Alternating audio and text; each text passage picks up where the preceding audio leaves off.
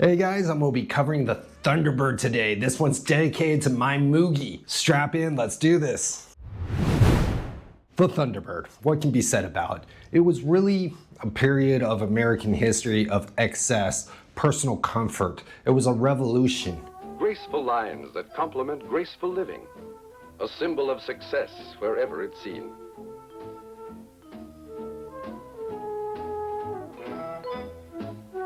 For a lot of people, it was the ultimate vehicle. When it debuted in 1954 as a 1955 model, the Thunderbird really created its own market, capturing the zeitgeist of the American public. And over its 11 generations, the Thunderbird transitioned from a nimble two-seater to a four-seat square bird, a rocket-inspired bullet bird, and eventually a retro modern cruiser that was ultimately short-lived. The history of the Thunderbird is really a mirror of the American dream, reflecting the shifting sands of time of prosperity, excess, and personal luxury across a half a century. In the early 1950s, American automotive giants were looking at a way of capturing the excitement of the little European racers that the GIs were bringing back with them from the end of World War II. Chevrolet was the first to pounce on this, responding with the... They call her Corvette, and she belongs to the highway just for the sheer and simple joy of driving. little Corvette, the little fiberglass two-seater raw sports car. Ford took a look at this and decided to go with a more nuanced approach. Louis Crusoe and George Walker envisioned something that felt sporty, prioritizing the comfort of the American highway over the rigidity of a track. Rigidity. I just cannot say that word. When the Thunderbird was unveiled at the Detroit Auto Show, February 1954, Ford wasn't calling this a sports car. They branded it a personal car of distinction. Like, that is really brilliant. Like, get right to the meat of it. Technically, the Baby Bird from 1955 to 1957 was absolutely a masterpiece. It had your standard V8,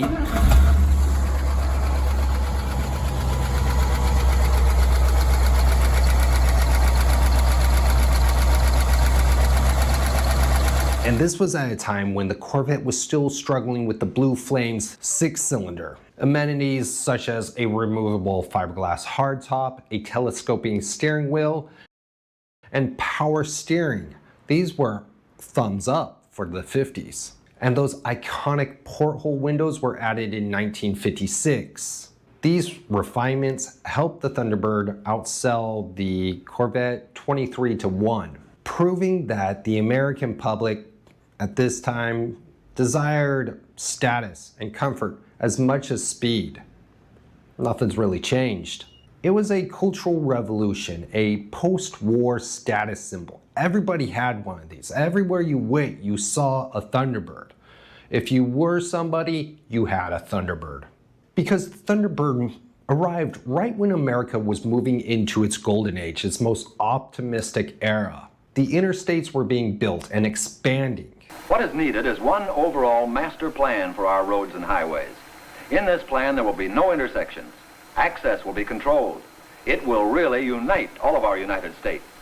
It will be possible to drive from the Atlantic to the Pacific Oceans and from Canada to Mexico on safe, multi-lane, divided highways without a single stoplight or stop sign. You will travel swiftly, easily, and safely, because safety for the traveling public is engineered right into the plan. This system of interstate and defense highways is for the traffic of the future.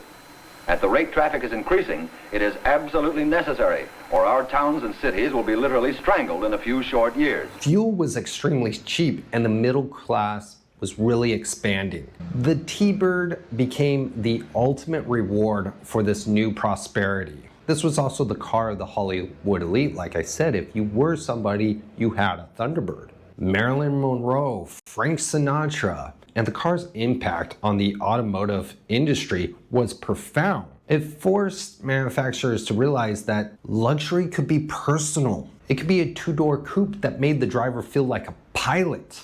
Needless to say, the Thunderbird birthed the personal luxury car market. It basically made a whole new market, giving the birth to heavy hitters like the Buick Riviera. Dang it, I can't say that. The Pontiac Grand Prix, very cool car. And not to mention the Cadillac Eldorado.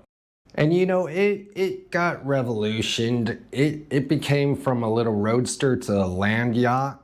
As the industry changed, Ford made a very controversial but brilliant marketing scheme. They realized that the two-door was really cutting into their market, and they moved to making a four-door. The hardcore Thunderbird enthusiasts were appalled, to say the least. They were absolutely disgusted by this new vehicle, but people loved it. It actually sold very, very well. And 1958 saw the birth of the Squarebird, and sales doubled overnight. Cha-ching! Gotta make that money. The 1958 model became the first Thunderbird to win Motor Trend of the Year. Through the 1960s, the design became more space age. Moving on to the third generation from 1961 to 1963, had the pointed nose and the amazing swing-away steering wheel, so drivers could get in and out of the vehicle easier. This is brilliant. It actually moved 18 inches to the right. Pretty cool. The car had become synonymous with national prestige, uppityness, very classy, very forward-thinking design. However, the 1970s brought the massive land yachts. Your day has come. This is your year. Thunderbird's here. Make a little thunder of your own. Thunderbird, 1974. In the world of luxury cars, they're talking about this one. Boats. Big freaking cars that were essentially just land yachts, land boats. Oh, dear Lord. They're so big. The Thunderbird grew in size and weight. It was a big bird, eventually sharing the platform of the Lincoln Continental. While they lost the little nimbleness of a two-seater Sportster, they still were signs of success. Even during the 1970s oil crisis, the downsized 1977 model was still one of the best-selling cars on the streets. True. Moving a grip load of these in the first year. The final flight of the Thunderbird in its later years was really a focus on aerodynamics. It has an elegant aerodynamic design. Inside, it's tastefully appointed. Swank seating, and the ride is smooth and dignified. All in all, the Ford Thunderbird is simply loaded with class, which is important to me. And finally, with the Retrobird, a return to its roots. It even had the porthole window and everything. While the 2002 revival was relatively short-lived, it served as a tribute to the car's enduring aesthetic. It was that whole retro design, you know, that came out right when the PT Cruiser was out, trying to really capitalize on the baby boomers' nostalgia. And it did win Motor Trend Car of the Year, reminding the world how elegant the little baby bird really was. I think the power of the Thunderbird was really in its ability to adapt to the changing times without losing its soul. You see this so much with modern vehicles. The Mustang is kind of our modern example. It's been produced and produced and produced, and every generation finds the new Mustang the thing to have, until the electric. It completely lost what it is when they released that monstrosity. But the Thunderbird really stayed true to what it was: personal luxury, personal comfort, to be a king behind the wheel. It taught the industry that a car is really more than just a tool for transportation. It's really an emotional experience. You know, I remember old hippie one time told me, I asked him, why does he drive that old Porsche? And he goes, you know, man, life is pretty shitty, But when I get behind that steering wheel and I see that pony there, everything's good.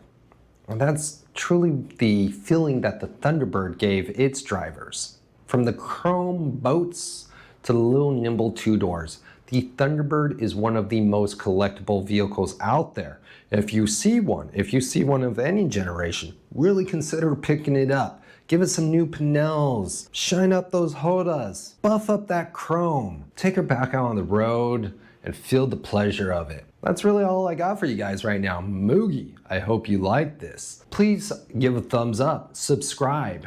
Tell me what vehicle you want me to cover down below and I'll get to that. But like I always say, I'll see you on the flip side. Até a próxima. Ciao, ciao.